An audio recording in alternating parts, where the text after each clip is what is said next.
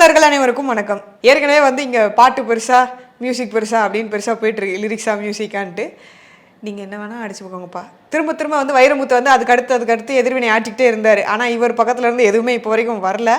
நான் என் வேலை ஏஞ்சவனேன்னு பார்த்துட்டு இருக்கேன் அப்படிங்கிற மாதிரி தான் வந்து இவர் சைட்லேருந்து ஒரு அப்டேட் கொடுத்துருக்காரு. அந்த சம்மந்தமாக இல்லை, தனிப்பட்ட விதத்தில். என்னென்னா 35 நாளில் சிம்போனி மியூசிக் அடுத்ததாக ஒன்று. ஏற்கனவே வந்து பக்தி பாடல்களில் இவர் சிம்போனி மியூசிக் போட்டிருந்தார், அது ப்ராப்ளமாச்சு. இந்த சைட்லேருந்து பெருசாக யாருமே வந்து இது வரைக்கும் சிம்போனி வந்து ட்ரை பண்ணதில்லை. ஆனால் இவர் வந்து பண்ணியிருக்கிறாரு. அப்படிங்கிறப்போ திரும்பவும் அதே ஒரு ட்ரை 35 நாளில் வந்து பண்ணியிருக்கேன். இன்னும் கொஞ்சம் நாளில் வந்து வந்துடும். பெருசாக வேறு எந்த திரைப்படங்களுடைய மியூசிக் அது மாதிரி எந்த இன்டர்லூட்ஸும் இல்லாமல் வெறும் சிம்போனி மியூசிக்கை மட்டுமே வச்சு பண்ணியிருக்கேன் அப்படின்னு சொல்லியிருக்காப்புல. யார் என்ன வேணால் பேசுங்க, நான் என் வேலையை பார்த்துட்டு போகிறேன், அவ்வளோதான். நீ பேசுறியா, திட்டுறியா திட்டு, பாராட்டுறியா பாராட்டு, என்ன வேணால் பண்ணிக்க, நான் இப்படியே இருந்துக்கிறேன் அப்படிங்கிற லெவலில் டீல் பண்ணியிருக்காப்புல மனுஷன். என்னவோ தெரில, இந்த தடவை வந்து அமைதியாக இருந்துட்டாப்புல. இந்த சிம்பனியில் வந்து பிரச்சனையே இல்லை, ஏன்னா லிரிக்ஸ் கிடையாது. ரைட்டு.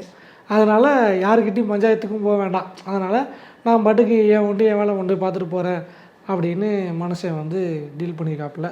அது வகையில் சந்தோஷம் தான். மற்ற விஷயத்தெல்லாம் எப்படிலாம் இருந்தாலும் இசைன்னு வரும்போது அவர் எப்போவுமே இசைக்கு ராஜா தான் அப்படிங்கிற மாதிரி தான் அவருடைய இசை எப்போவுமே இருக்கும். ஸோ வந்து இந்த சிம்போனியும் பெஸ்ட்டாக தான் இருக்கும்னு நம்புகிறோம். வெயிட் பண்ணி பார்க்கலாம் எப்படி இருக்குன்ட்டு. தமிழ்நாடு காங்கிரஸ் கமிட்டியுடைய தலைவர் சட்டமன்ற உறுப்பினர் செல்வ பெருந்தகை வழக்கமாகவே தமிழ்நாடு காங்கிரஸ் கமிட்டிக்கு தலைவராக போட்டோடனே அவங்க வந்து எப்பயாவது ப்ரெஸ் மீட் கொடுக்கும்போது ஆசைக்காக, அவங்க மன திருப்திக்காகவும், பதவி ஏற்றுட்டோமே அப்படிங்கிறதுக்காகவும் இருக்கிறதா சொல்லப்படுற தொண்டர்கள் எவ்வளோ இருக்காங்கன்னு அவங்களுக்கே தெரியாது. இருக்கிறதா சொல்லப்படக்கூடிய தொண்டர்களுடைய மன தைரியத்தையும் அவங்கள ஊக்குவிக்கும் விதமாக ஒரு காமன் ஸ்டேட்மெண்ட் சொல்லுவாங்க. தமிழ்நாட்டில் காமராஜர் ஆட்சியை மீண்டும் வளர்ச்சியவர் தான் எங்கள் லட்சியம் அப்படின்வாங்க. அதுக்கு நடைமுறை வாய்ப்பே இல்லை. ஏன்னா கூட்டணியில் வச்சுக்கிட்டு நீங்கள் காமராஜர் ஆட்சி கொடுப்பீங்க, ஒன்று திமுக கிட்ட போவீங்க, அது வந்து அண்ணா ஆட்சி, கலைஞர் ஆட்சி. இங்கிட்டு போனால் ஜெயலலிதா ஆட்சி, எம்ஜிஆர் ஆட்சி.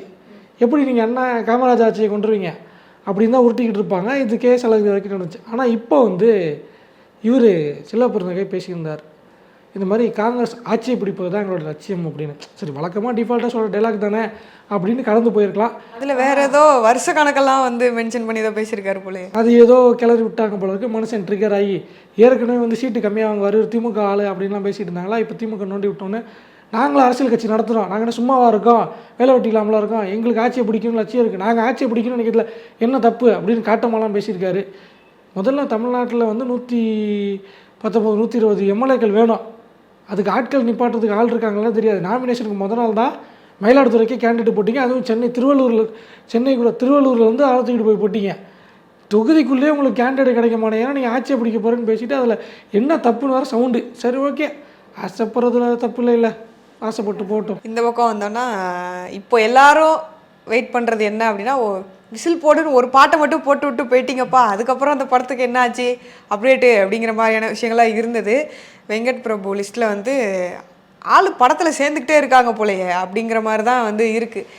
என்ன அப்படின்னா, ஏற்கனவே வந்து மோகன், பிரசாந்த், ஸ்னேகா, லைலா இது மாதிரியான நிறைய ஒரு பட்டாளமே இருக்குது. அப்படிங்கிறப்போ விஜய் படத்துக்கு கேமியோ ரோலுக்கு ஒருத்தர் வந்திருக்காரு, அடுத்த தளபதி அப்படின்னு சொல்லக்கூடிய நபர் தான். வழக்கம் போல் நம்ம எஸ்கே தான்.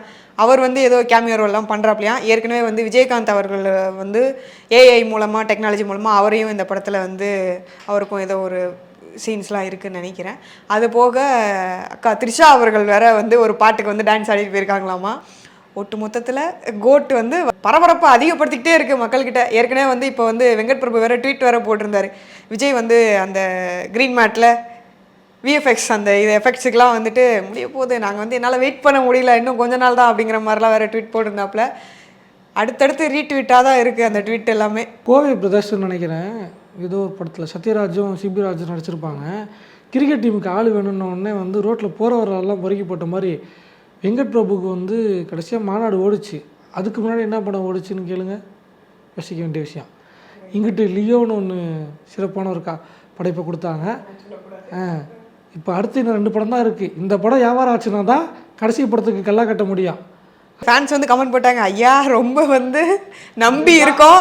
இப்படித்தான் லியோ படத்தில் வந்து சொல்லி சொல்லி சொல்லி சொல்லி கடைசியில் வந்துட்டு இங்கே சொல்கிறது அதான், ஐயா ரொம்ப நம்பி இருக்கோம், ஏமாத்திராதீங்க அப்படிங்கிற மாதிரி தான் இருக்கு. இல்லை இவ்வளோ பேரை கொண்டுறாங்கிறது பிரச்சனை கிடையாது. அண்மை காலங்களில் தமிழ் சினிமாவில் அந்த ஒரு பேட்டர்ன் வருது. ஆனால் அந்த ஸ்க்ரீன் ஸ்பேஸ் கரெக்டாக கொடுக்குறாங்களாங்கிற ஒரு கேள்வி இருக்குது. இத்தனை பேர் வரும்போது அவங்களுக்கான, ஏன்னா எல்லாமே பெரிய பெரிய ஆட்கள் அப்படிங்கும் போது எல்லாருக்குமான அந்த ஒரு ஸ்பேஸ் இருக்குமா அப்படிங்கிறது தெரியல. பார்ப்போம் பொறுத்திருந்து இதுவும் எப்படி வரப்போகுது அப்படிங்கிறது. அண்மையில் மோடி வந்து ஒரு தனியார் தொலைக்காட்சிக்கு பேட்டி கொடுத்தார். அதாவது பேட்டி கொடுத்தாருன்னு சொல்ல முடியாது, அவரே கேள்வியை கேட்க வச்சு அவரே வந்து பதில் சொல்லுவார். எழுதி கொடுத்த கொஸ்டின்ஸுக்கு இவரே பதில் சொல்லுவார். கேள்வியும் நானே பதிலும் நானே. என்ன ஆப்போசிட்டில் வந்து ப்ராம்ப்டருக்கு பதிலாக ஆள் உட்காந்து அதை படித்து கேட்டுக்கிட்டு இருப்பாங்க. அந்த மாதிரி ஒரு இதில் வந்து பேசியிருக்கும் போது என்ன சொல்லியிருக்காங்கன்னா, மகளிருக்கு இலவச பேருந்து கொடுக்குறாங்க, அதனால் மெட்ரோவை மக்கள் பயன்படுத்த மாட்டாங்க, சுற்றுச்சூழல் பாதிப்பு ஏற்படுது அப்படின்லாம் பேசி வச்சுருந்தார். அதுக்கு வந்து தமிழ்நாட்டிலேருந்து டேட்டாஸ் எடுத்து கொடுத்து இவ்வளோ லட்சம் மக்கள் வந்து ஏப்ரல் மாதம் 55 லட்சம் மக்கள் வந்து இலவச பயணம் பண்ணியிருக்காங்க, மெட்ரோவில் இத்தனை லட்சம் பேர் போயிருக்காங்க, டேட்டா இல்லாமல் உருட்டாதீங்க அப்படின்னு சிஎம் பதில் கொடுத்துருக்காரு. இது இல்லாமல் ஏதோ மீம்ஸ்லாம் வேறு போட்டிருந்தாங்களாமே, மெட்ரோ எத்தனை இடத்துல இருக்குது, ஃப்ரீ பஸ் எத்தனை ஊரில் இருக்குது, ஏன் இப்படி விவரம் தெரியாமல் பேசுகிற அப்படின்னு மீம்ஸ்லாம் வேறு போட்டு கலாய்ச்சிருந்தாங்க போல். இப்போ வந்து என்னென்னா டெல்லி, தெலுங்கானா, கர்நாடகா, தமிழ்நாடு 4 ஸ்டேட்டில் வந்து எனக்கு தெரிஞ்சு ஃப்ரீ பஸ் சர்வீஸ் இருக்குது பெண்களுக்கு. அதுலேயும் வந்து தெலுங்கானாவில் எல்லா பஸ்ஸுலேயுமே ஃப்ரீ. நம்ம ஊரில் ஒயிட் போர்டு, இங்கே அந்த குறிப்பிட்ட போர்டுன்னு இல்லாமல் எல்லா போர்டுக்கும் ஃப்ரீ. கர்நாடகாவில் என்ன ரூல்ஸ் வச்சுருப்பாங்கன்னா, நீங்கள் கன்னடா சிட்டிசனாக இருக்கணும், அங்கே லோக்கல் ரெசிடெண்ட்டாக இருந்தீங்கன்னா உங்களுக்கு ஃப்ரீ. டூரிஸ்ட்டாக வரவங்களுக்கோ இல்லை ஃபாரினர்ஸ்க்கோ கிடையாது. அங்கே தங்கி நீங்கள் வேலை பார்க்குறீங்கன்னா கூட அங்கே லோக்கல் ஐடி கார்டை வச்சு நீங்கள் இது பண்ணிக்கலாம், அது கார்டு வாங்கிக்கலாம் அப்படின்ட்டுருக்கு. ஆந்திரா டெல்லியிலையும் அப்படி கொடுத்துக்கிட்டு இருக்காங்க. மெட்ரோ அப்படின்னு எடுத்துக்கிட்டோம்னா கேரளாவில் இருக்குது, மும்பையில் இருக்குது, பெங்களூர் இருக்குது, டெல்லி, வெஸ்ட் பெங்கால், சென்னை, இஞ்சி படம் ஒரு 10 சிட்டிஸுக்குள்ளே இருக்காது. அது ரேட் என்ன விற்கும்? இங்கேயுமே முழுசாக எல்லா இடத்துலையுமே கிடையாது. இப்போ சென்னைன்னு எடுத்தாலுமே எல்லா ஏரியாவுக்கும் மெட்ரோ கிடையாது. இப்போ தான் வந்து நிறைய இடத்துக்கு நடந்துகிட்ருக்கு மெட்ரோ வேலை. நீங்கள் சொன்ன மற்ற ஏரியாலையுமே எல்லா இடங்களையும் மெட்ரோ இருக்கான்னு தெரியல. இல்லை பஸ்ஸு ஃப்ரீயாக கொடுக்குறதுனால மெட்ரோவில் போகலை அப்படின்னா இது வந்து எங்கே சாத்தியப்பட்டிருக்குன்னா டெல்லியில் மட்டும்தான் ஒத்துக்க முடியும். ஏன்னா பஸ் ரூட்டும் மெட்ரோ ரூட்டும் கிட்டத்தட்ட பேரலாக இருக்கும். 8-10 லைன் வச்சுருக்காங்க, 10 மெட்ரோ ரூட் இருக்குது, 10 கலரில். பஸ்ஸுக்கும் அதே மாதிரி இருக்குது. ஸோ இருக்குது. ஆனால் ரெண்டுத்துக்கும் ஃபேர் ஒன்று தான். கிட்டத்தட்ட கொஞ்சம் 5 ரூபா 10 ரூபா மெட்ரோ கூட இருக்கும். அங்கே வேணால் குறைஞ்சிருக்குன்னு சொல்லலாமே ஒழிஞ்சு, ஆனால் அங்கேயும் இவர் சொல்கிற அந்த சுற்றுச்சூழல் மாசு உருட்ட முடியாது. அவங்க வந்து எல்லா பஸ்ஸுமே சிஎன்ஜியில் ஓடுது. ரைட்டு. அப்போ தலைவர் யாரை சொன்னார்? இப்போ தான் பேசணும்ல, ஏதாவது ஒன்று பேசுவோம். நம்மள்கிட்ட கிடையாதுல்ல, நம்ம பஸ் விட முடியாதுல்ல, ஸ்டேட் கவர்மெண்ட் தான் விடணும். அதனால் அவங்கள்ட்ட இப்படி காலி பண்ணிவிட்டு நமக்கு மெட்ரோக்கு அட்வான்டேஜ் அப்படின்னு மெட்ரோக்காக அடிச்சு வருங்கிற பேரில் அடிச்சு விட்ருக்காரு. ரைட்டு. அரண்மனை 4 பார்த்துட்டிங்களா? இல்லை, பார்க்குறதா இல்லை. ரைட்டு. நாங்கள் வந்து அரண்மனை 1 வந்து போதும் அப்படின்னு நிறுத்திக்கிட்டோம், கையெடுத்து கும்பிட்டாச்சு. நீங்கள் பார்க்கலன்னா என்ன, நாங்கள் படம் எடுப்போம். 4 வந்து எப்படியோ ஓடிருச்சு அப்படிங்கிற குஷியில் இருக்காப்ல அண்ணன். அதனால வந்து ஒரு ஜானரில் இப்படி ஒரு படம் எடுத்தது, இன்னொரு ஃபேமிலி ஆடியன்ஸை ஏதோ வந்து கொஞ்சம் கூட்டிகிட்டு வர மாதிரி கலகலப்புன்னு ஒரு படம் எடுத்தார்ல. ஏற்கனவே ரெண்டு எடுத்திருக்காப்புல, 2 பார்ட்டு. இதில் 3வது பார்ட்டு அண்ணன் திரும்ப எடுக்க போகிறாராம். ஏற்கனவே வந்து பார்ட் 1ல் வந்துட்டு விமலும் மிர்ச்சி சிவாவும் நடிச்சிருந்தாங்க. அதுக்கப்புறமா பார்ட்டில் வந்து ஜீவாவும் ஜெய்யும் நடிச்சிருந்தாங்க. 1 அளவுக்கு 2 ஓடலைனாலும் ஓரளவுக்கு ஓடி இருந்தது. அண்ணன் வந்து இப்போ அரண்மனை 4 ஓடிடுச்சுங்கிற தைரியத்தில் அண்ணன் வந்து அடுத்து 3வதாக கலகலப்பு 3 எடுக்க போகிறாரு. கற்பனை வறட்சி அப்படிங்கிறது வந்துருச்சுன்னா இப்படி தான். ஏற்கனவே அண்ணன் வேறு சொல்லியிருந்தார், அரண்மனை 4 படம் கூட வந்து நான் எடுத்திருக்க மாட்டேன். பஸ்ஸில் போகும்போது ஒரு குட்டி பாப்பா வந்து அடுத்து பேய் படம் எப்போ எடுப்பீங்க அது மாதிரி சம்திங் கேட்டுச்சு, அதனால அந்த உந்துதல் தான் வந்து என்னை அரண்மனை 4 எடுக்க காரணமாக இருந்ததுன்னெலாம் அண்ணன் சொல்லியிருந்தாப்புல. அந்த பாப்பா பேர் அவந்திகாவா இல்லை சுந்தர்சியுடைய 2 பொண்ணுங்க இருக்குல்ல, அந்த பொண்ணு யாராவது இருக்க போகுது? இல்லை, மீம்ஸில் இன்னொரு பேர் போட்டாங்க, அது நாகரிகமாக நம்ம சொல்ல முடியாது. ஏன்னா அந்த பாப்பா பேர் குஷ்பான்னு கீழே கமெண்ட் போட்டிருப்பாங்க. வேற யார் எடுத்து கேட்டிருக்க போகிறா அப்படிங்கிற மாதிரி தான் போன பாப்பான்ல தகவல் வந்தது. சொல்லிக்க வேண்டியதா?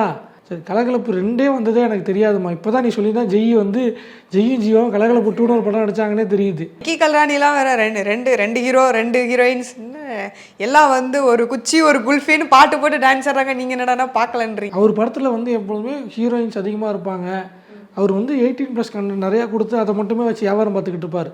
ஒரு காலத்தில் அருணாச்சலம், வின்னர், அன்பே சிவம், இப்படி உள்ளத்தை எழுத்தா இப்படி ஏகப்பட்ட காமெடி கிளாசிக் படங்கள் எடுத்துக்கிட்டு இருந்த மனுஷன் இன்றைக்கி வந்து கற்பனை வரைச்சினால முழுக்க முழுக்க கிளாமரை நம்பி கிளாமர் பேய் படங்களை தமிழ்நாட்டில் அதிகமாக எடுத்த மனுஷன் இவர் தான். மொத படத்தை ஹிட் ஆக்கி விட்டது யார் தப்பு? அந்த படத்துக்கு ஏன் 2வது படம் எடுத்தார் தெரியுமா? படம் வந்து ஏற்கனவே அரண்மனை இந்த மாதிரி ஒரு பேய் படம் வந்துச்சு, அதை ஆட்டையை போட்டு இவர் எடுத்துட்டார். அவர் கோர்ட்டில் கேஸ் போட்டாங்க, இல்லை இது என் சொந்த கற்பனை அப்படின்னு சொல்லிட்டு கேஸ்லேருந்து தப்பிக்கிறதுக்காக தான் அவசர அவசரமாக 2வது படம் எடுத்தார். அரண்மனை மாதிரி இருக்கா இல்லை இந்த கலகலப்பு எப்படி இருக்குது அப்படிங்கிறத நீங்கள் வந்து 2வது பாட்டு பார்த்துட்டு நீங்கள் அந்த பாட்டு பார்த்துருக்கீங்களா இல்லையா? ஒரு குச்சி ஒரு குல்ஃபி. இல்லை சத்தியமாக அந்த பாட்டு நான் வந்து ஆடியோவாக இந்த ரீல்ஸில் போடும்போது கேள்விப்பட்டிருக்கேன். அது வந்து கலகலப்பு 2 தான், அடுத்து 3லேயும் வரும். அதில் யார் யார் வரப்போகிறாங்கன்றது தெரில, வெயிட் பண்ணி 2 படத்தையும் சேர்த்து பாருங்கள். சரி, என்கிட்ட இருக்க லாஸ்ட் அப்டேட் 10th 12th மார்க்லாம் வந்துச்சு, நிறைய தேர்ச்சி போட்டிருந்தாங்க. +1 அது ரிசல்ட்ஸும் வந்துச்சு போன வாரத்தில். இதில் வந்து தமிழ்நாடு அரசு வந்து ஒரு முடிவு எடுத்திருக்காங்க. என்ன அப்படின்னா, வழக்கம் போல் வந்து அரசு பள்ளிகளுக்கு முன்னுரிமை கொடுக்கறது அப்படின்னு எல்லா அரசு செஞ்சுருக்கு. ஆனால் இந்த அரசில் வந்து ஏற்கனவே நம்ம வந்து திமுக சாதனைகளில் பேசியிருப்போம். பள்ளிக்கல்வித்துறை அமைச்சர் அன்பில் மகேஷ் செயல்பாடுகள் சரியாக இருந்துச்சு, அதனால் நிறைய பேர் வந்து அரசு பள்ளிகள் நோக்கி வந்துக்கிட்டு இருக்காங்க அப்படின்னு. மாணவர் சேர்க்கை அதிகமாகிட்டுருக்கு அப்படிங்கிற விஷயத்தை பார்க்கும்போது அந்த மாணவர்கள் படித்திருக்காங்க, அந்த மாணவர்களுக்கு பாடம் சொல்லி கொடுத்த ஆசிரியர், பள்ளி நிர்வகித்த தலைமை ஆசிரியர் அவங்கெல்லாமும் கஷ்டப்பட்டுருக்காங்க. அவங்களோட உழைப்பு எல்லாத்தையும் அங்கீகரிக்கும் விதமாக தமிழ்நாடு முழுக்க 100 விழுக்காடு தேர்ச்சி பெற்ற அரசு பள்ளிகளை கௌரவிக்கும் விதமாக விழா எடுக்கிறது, விருது கொடுக்கறது அப்படிங்கிற ஒரு முடிவை அரசாங்கம் எடுத்திருக்கு.